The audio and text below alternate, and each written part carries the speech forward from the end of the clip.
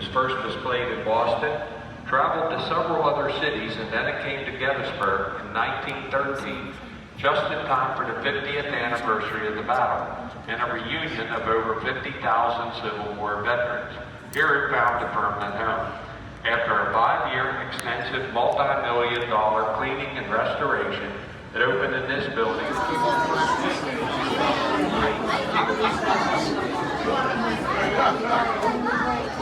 I saw you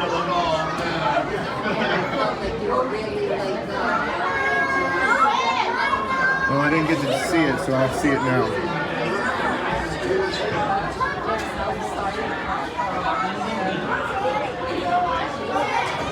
I think this is where we were standing.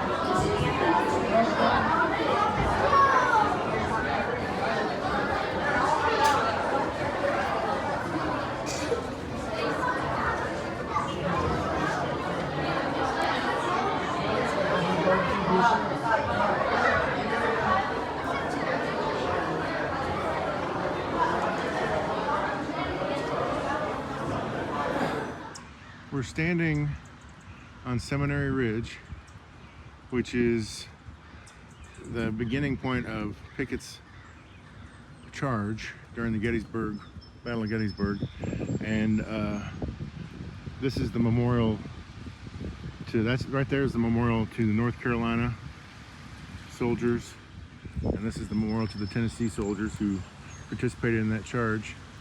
And you can see across, this is the field they had to cross, and that seems like that would have been a daunting thing to face, to that other ridge ahead of us there. And you can see how far that is, because there's another memorial and a horse right there, a statue of a man on a horse. That's where they had to go. It was a long, hard trudge through cannon and gunshots, and most of them didn't make it. And this is where the Tennessee volunteers were, where they started. And let's see the back side of their memorial.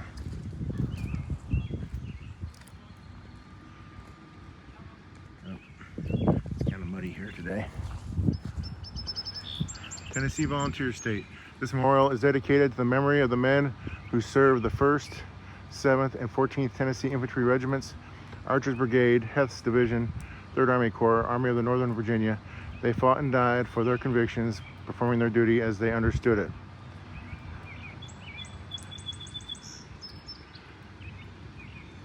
So, of 775 people that participated, soldiers that participated, 16 killed, 118 wounded, 245 missing, probably killed, and 37 wounded and missing.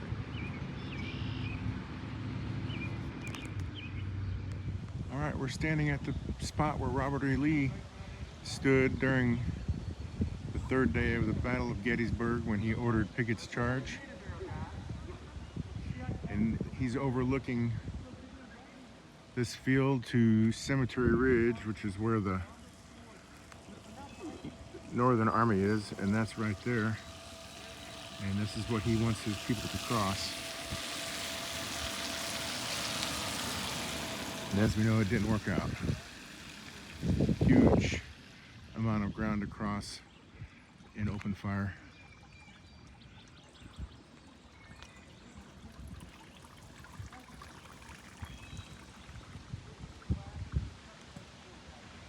Virginia Memorial.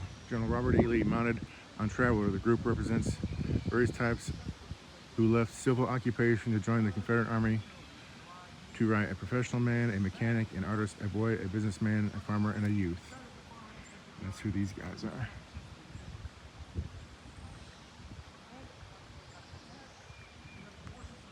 There we see the statue of Robert E. Lee overlooking the field where his greatest defeat took place.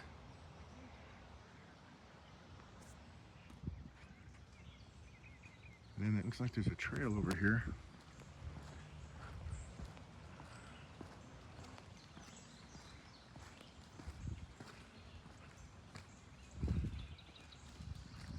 Oh, it just basically shows You are here.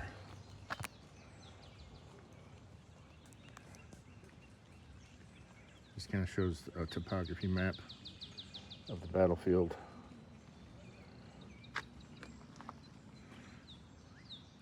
So we're on Seminary Ridge.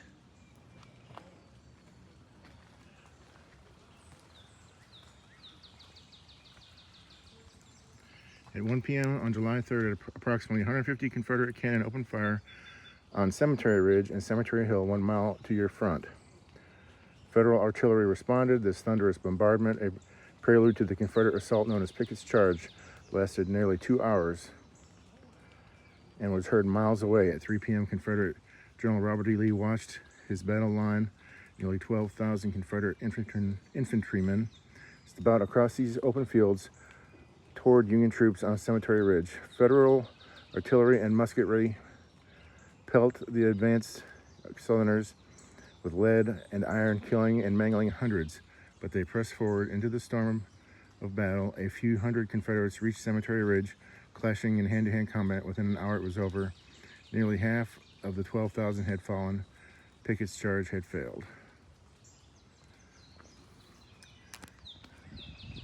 And there he is. There's Lee. And way down there, you can see that is where Cemetery Ridge is. Where that dome is. Okay, you can see where, well, you can't see for the tree line, but we're at the Virginia Monument at the Gettysburg National Park where Robert E. Lee statue is. This is where Robert E. Lee's command center was on July 3rd, prior to the beginning of Pickett's charge. And there's a little walkway, a little sidewalk that takes you the route. This is the charge route, and it went a mile. This isn't quite a mile, but there's a monument up here, and I thought, since I got the dog, we'd walk up here and see what's up here. It looks like it's about a quarter of a mile. About a quarter of the charge. Come on, Penny. Let's get out of the mud. Okay, so we walked that little trail from the Virginia Monument with Robert E. Lee statue, and we're here at this marker, and it says, "I thought my men were invincible. Confederate General Robert E. Lee gambled and lost. Pickett's charge on July 3rd, a decisive defeat, ended 3 days of fighting. Total casualties, 51,000, 23,000 Union, 28,000 Confederate.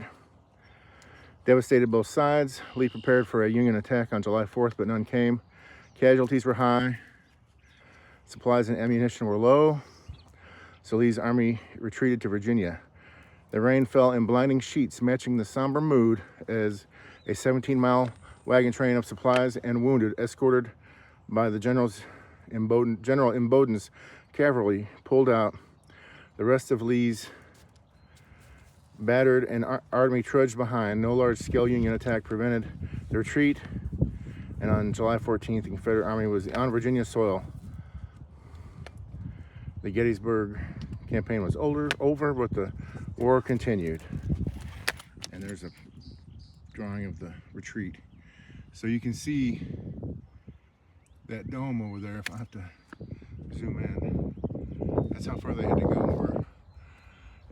Every time they went down a gully or a hill, they would reload.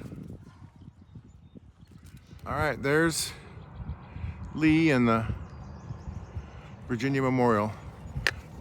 And there's the buses, and my dog is causing me to have poor photography because she's jerking me. Look at her go. Whee! Look at her go. She's excited. She's like, most of this tour where I'm jammed up in the back seat, but I get to run loose here. Not loose, but she's having fun.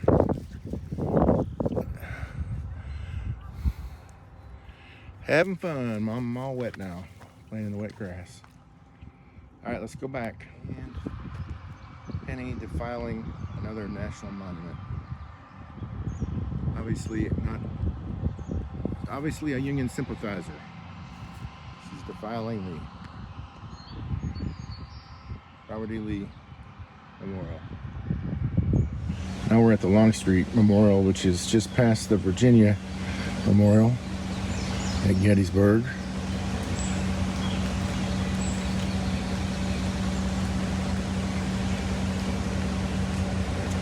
This looks pretty cool.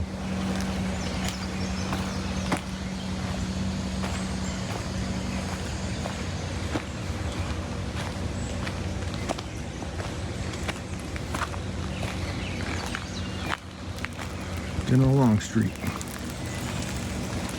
Uh-oh, it's starting to rain.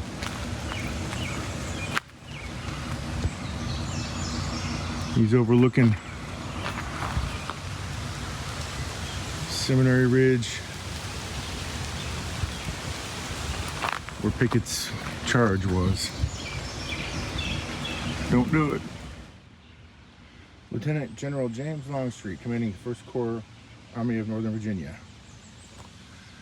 Soldiers of General Longstreet's command held and protected the right wing of the Army July 2nd through 4th, 1863. His 1st Corps attacked and dislodged Union forces at Devil's Den, the wheat field, and the peach orchard on July 2nd. As a portion of his infantry secured the peach orchard, General Longstreet advanced on horseback with them. The following day, General Longstreet was ordered by General Robert E. Lee to coordinate an attack against the Union center on Cemetery Ridge.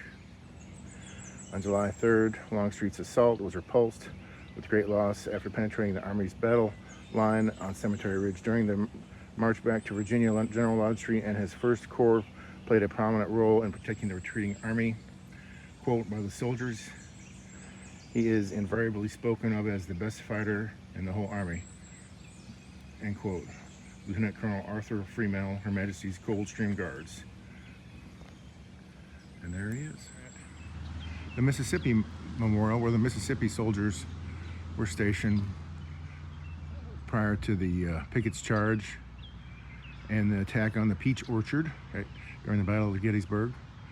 My father is from Mississippi, but his Civil War ancestors were in South Carolina, so we didn't have a Mississippi connection until after the Civil War. But still, my father being from Mississippi, he would be interested in this memorial.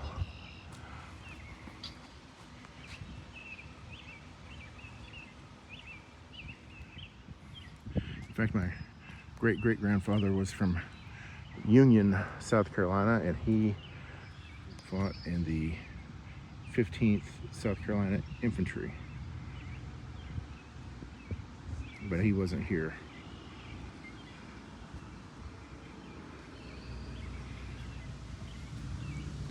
Let's see what this says. Oh, looks like it don't work. Oh, it's out of order. Barksdale's charge. Confederate General William Barksdale's hard-fighting Mississippians, the 13th, 17th, 18th, 21st Infantry Regiments arrived on this position around 4 p.m. on July 2nd. Barksdale is anxious to engage the enemy to his front, repeatedly asked permission to attack. When the order finally came, Barksdale led his men forward. The 1,600 Mississippians raised a rebel yell, advancing across the field in front of you. The Peach Orchard and Sherfy Farm. Seemingly unstoppable, the Southerners pushed through the Peach Orchard, smashing the Union line. They advanced to Plum Run at the foot of Cemetery Ridge before being forced back. Barksdale fell mortally wounded as he tried to rally his men. You can see there's the map of his charge. Looks like that farmhouse was original, and then they crossed that field there to the Peach Orchard. I think you can see the Peach Orchard through the trees. And that's the Louisiana Memorial right there. Okay, we're still on the Confederate lines where Pickett's charge began on Seminary Ridge, and we've come to this tower, overlook tower, and yes, I am going to climb it just to see what's up there, see what we can see. Longstreet's Corps Artillery Reserve. Let's see, we've got some cannons here. We're fixing to go up this overlook here and check out the view.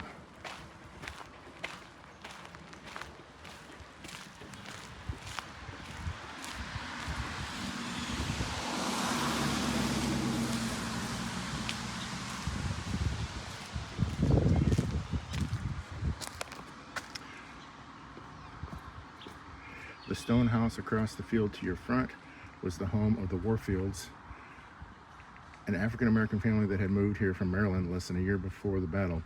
James Warfield, a blacksmith and farmer, had worked hard to purchase his property. When in June 1863 they heard the approaching Confederates, the Warfield family fled their home.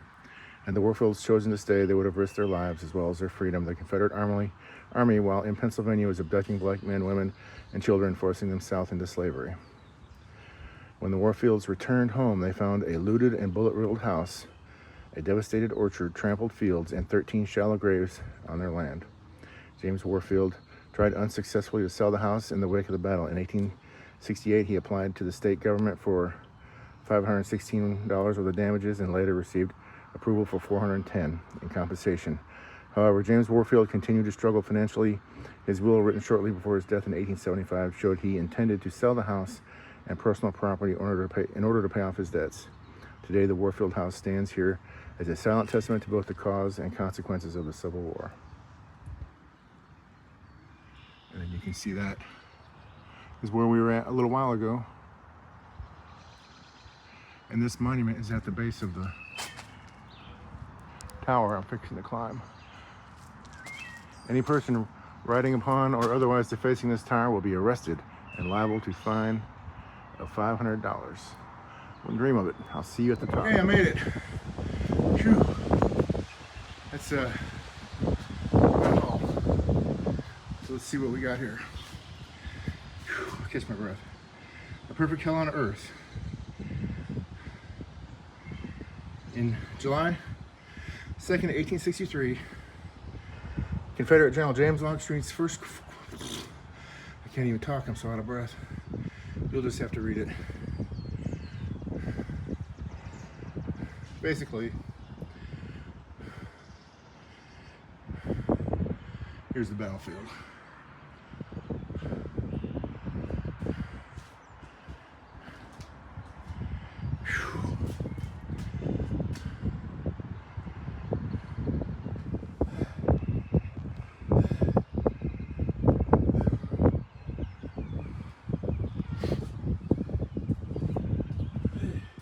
Yeah, if we had a heart attack, somebody'd have to haul us down this thing.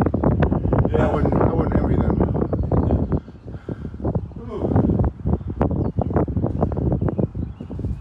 We'll come up here every day, so I'm kind of in shape. It's a bit to work at.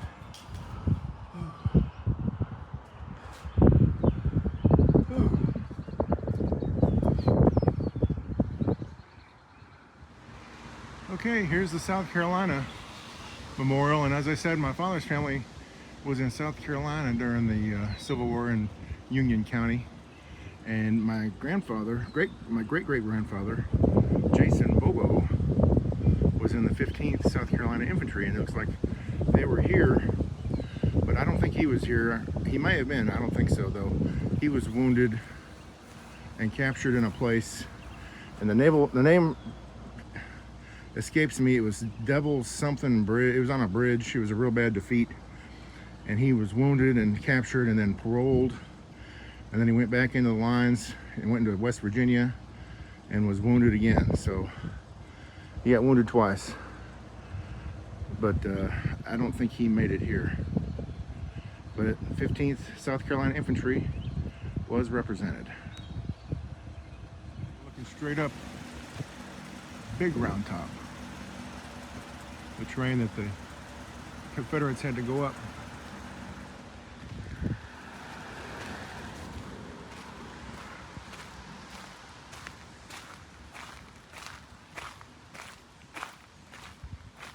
This 75-acre farm was home to John and Catherine Slider and their 3 children. The farm seen in the distance included a 2-story house, double log barn, summer kitchen, and other buildings. Heeding a warning from Union soldiers, the Sliders left the farm. Federal sharpshooters hid in and among the outbuildings, harassing and delaying the enemy's advance.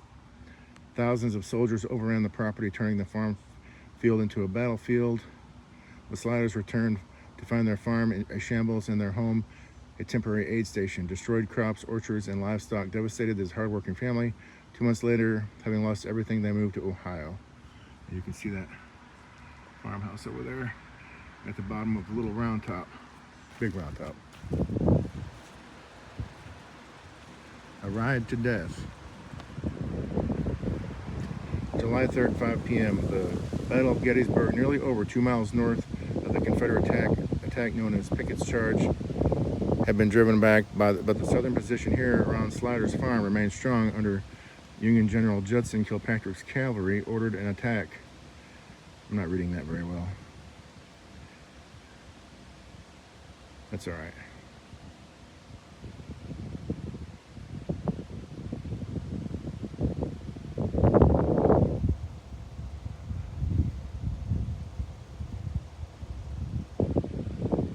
The charge was a disaster.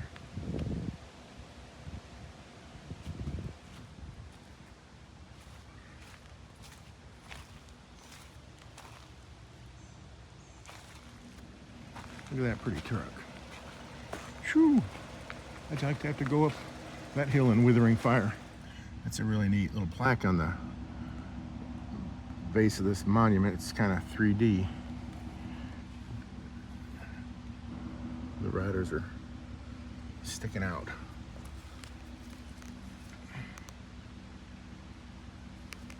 And this commemorates at 5 p.m. on July 3rd, 1863, the 2nd Battalion, 1st Vermont Cavalry, led by Major William Wells, General Farnsworth commanding the brigade, riding by his side, crossed the Plum Run.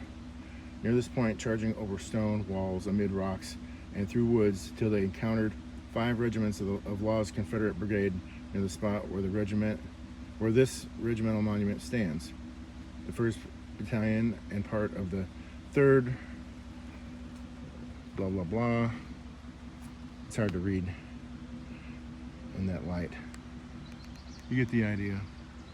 The 3 battalions united soon came under the fire of the 4th Alabama Infantry and presently of the 9th Georgia Infantry. Finding no exit to the south, they turned to the east and charged the 15th Alabama Infantry, which answered a summons to surrender by a destructive musketry fire, those unhurt escaping mostly to the south. This memorial signalizes the valor of the officers and men of the 1st Vermont Cavalry who were here paid to the nation the uttermost tribute of devotion. Go Vermont. All right, walking up the big round top. I don't know what's up here. I'm just going to go a short distance and see what we find. This is Big Round Top.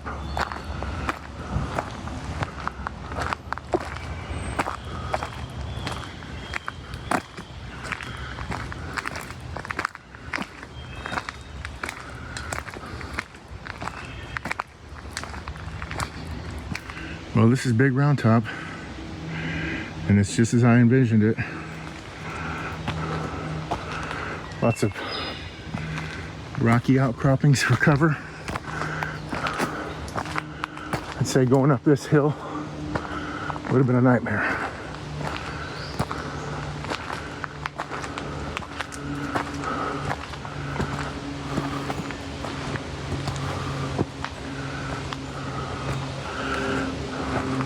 Okay, I started up here to see if there was a monument. There probably is, but I don't know how far it is. And Lynn's down there in the car, and I don't want to get up on a 1-hour hike and come down, and she's left me. So I guess I better go back down. But you can see this is the hill they charged. And these nifty trails probably weren't here. So it was rough. I climbed up quite a ways to see if there was a monument, and I'm sure there is one up there. But I don't know how far it is, and we got a long way to go still. We're not even halfway through the tour, so maybe some other day. I'm sure Lynn's thinking, where did he go?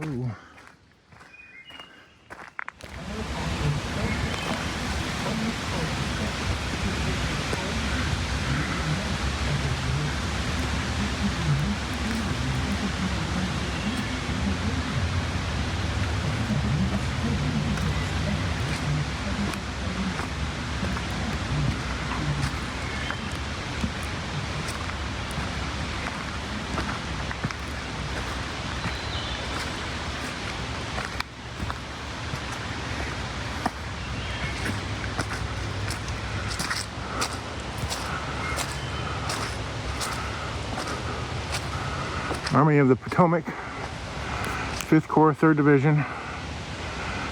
July 2nd moved with the division from the Baltimore Pike near Rock Creek to the Little Round Top, and at dusk took position in the rear of the 3rd Brigade.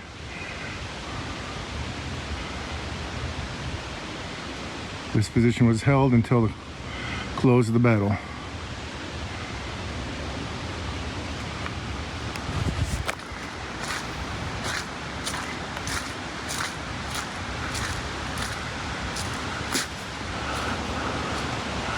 Erected by the 9th Regiment Infantry, Massachusetts Volunteers.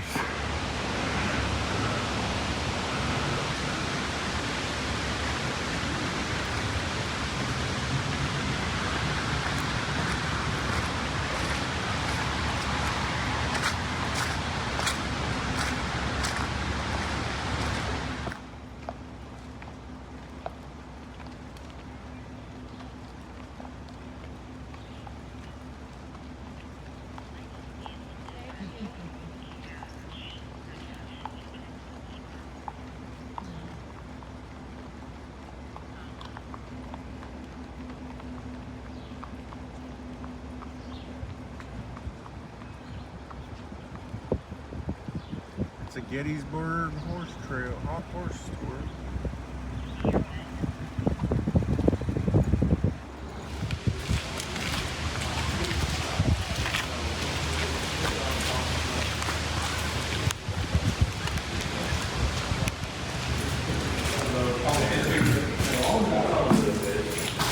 That's the name of the soldiers.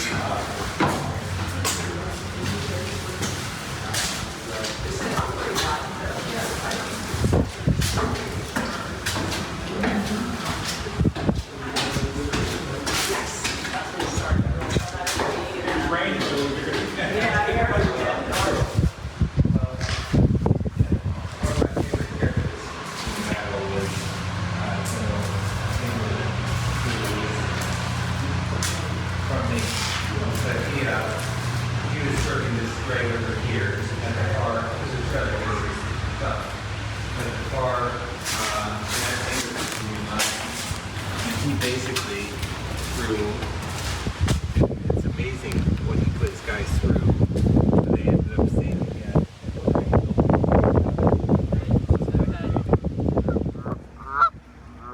Got some Gettysburg geese at the bottom of Little Round Top. You guys gonna charge?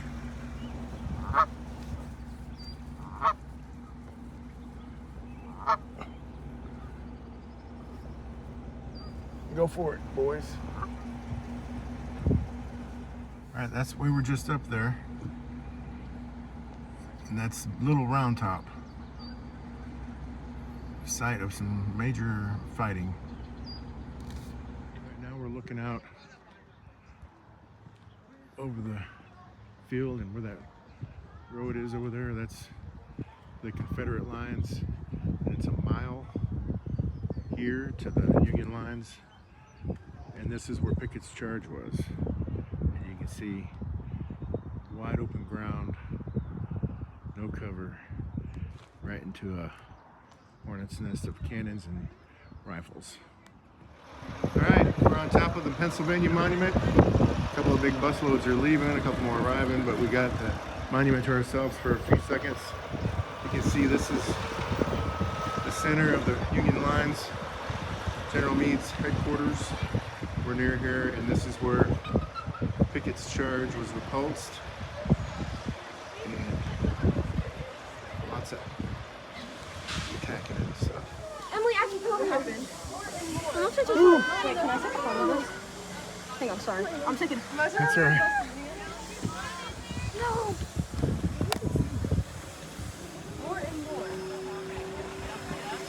There's wind down there.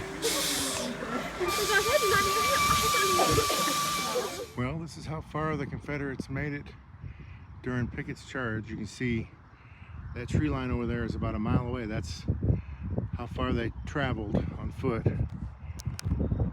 A mile long line with 12,000 Confederates crossing that field, they got to this stone wall. Some of them breached the wall. There was hand-to-hand combat, but then reinforcements came and the Confederates that crossed the wall were surrounded and they either surrendered or were killed. They said it was massive slaughter. Over there you can see the Pennsylvania Monument, which is where this is actually the high water mark right here. This is as far as they got. This orchard of trees is now protected.